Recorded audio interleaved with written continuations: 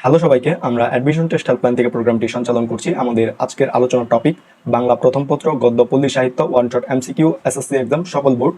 আমরা শুরু করছি। আমাদের প্রথম এমসিকিউটি হচ্ছে, সরস প্রাণের জীবন্ত উৎস কোনগুলো? উত্তরটি হচ্ছে ঘ, ছড়া ও গান।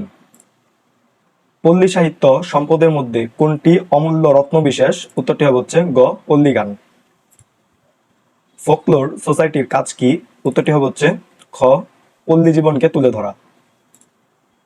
আধুনিক শিক্ষার কর্মনাশা স্রোতের অতল গর্ভে তলিয়ে যাচ্ছে কি? উত্তরটি হচ্ছে ক, উপকথা।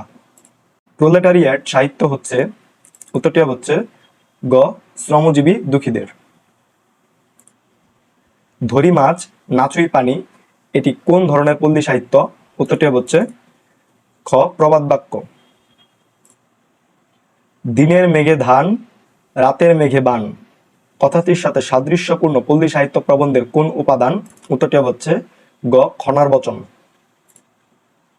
আলাউদ্দিনের আশ্চর্য প্রদীপ গল্পটির ঘটনাস্থল কোন দেশে? উত্তরটি হচ্ছে খ, চীন। আজকাল বাংলা সাহিত্যের কত আনা শহুরে সাহিত্য? উত্তরটি হচ্ছে গ, 15 আনা। পল্লী সাহিত্য অনাদৃত হয়ে ধ্বংসের পথে দাঁড়িয়েছে, এর মূল কারণ? উত্তরটি হচ্ছে ঘ, সময় ও রুচির পরিবর্তন। তাতে কত প্রেম, কত আনন্দ, কত সৌন্দর্য, কত তত্ত্বজ্ঞান ওতপ্রোতভাবে জড়িয়ে আছে কিসে? উত্তরটি হচ্ছে ক, পল্লী গান। ফোকলোর কথাটির উদ্ভাবক কে? উত্তরটি হচ্ছে ঘ, উইলিয়াম থমস। আউল বাউল লালনের দেশে মাইকেল জ্যাকসন আইলো রে, আমার স্বাদের দোতারা কান্দে রে এ চরণের ভাবার্থে পল্লী সাহিত্য প্রবন্ধের লেখকের কোন অনুভূতি প্রকাশ পেয়েছে? উত্তরটি হচ্ছে ঘ, উদ্বিগ্নতা।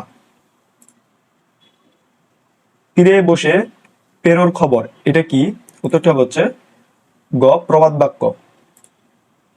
মন মাঝি তোর বৈঠানে রে গানটি কোন ধরনের? উত্তরটি হচ্ছে গ, মারফতি।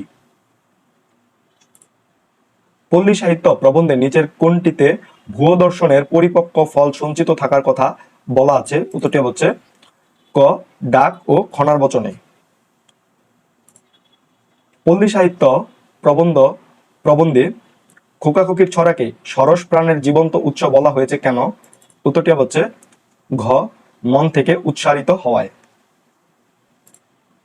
পল্লী সাহিত্য প্রবন্ধে বর্ণিত চীন দেশে সংগঠিত গল্প কোনটি? উত্তরটি হচ্ছে ক, আলাউদ্দিনের আশ্চর্য প্রদীপ। পল্লী সাহিত্য প্রবন্ধে সরস প্রাণের জীবন্ত উৎস বলা হয়েছে কোন সাহিত্যকে? উত্তরটি হচ্ছে ক, খোকাখুকির ছড়াকে। ধরি মাছ নাচুই পানি এই কথাটির সাথে সাদৃশ্যপূর্ণ লাইনটি হলো? উত্তরটি হচ্ছে ঘ, সাপও মরবে লাঠিও বাজবে। ভুয়ো দর্শনের পরিপক্ক ফল কোথায় সজ্জিত হয়ে আছে? উত্তরটি হচ্ছে ক, ডাক ও খনার বচনে। ময়মনসিংহ গীতিকা কে সংগ্রহ করেন? উত্তরটি হচ্ছে গ, চন্দ্রকুমার দে।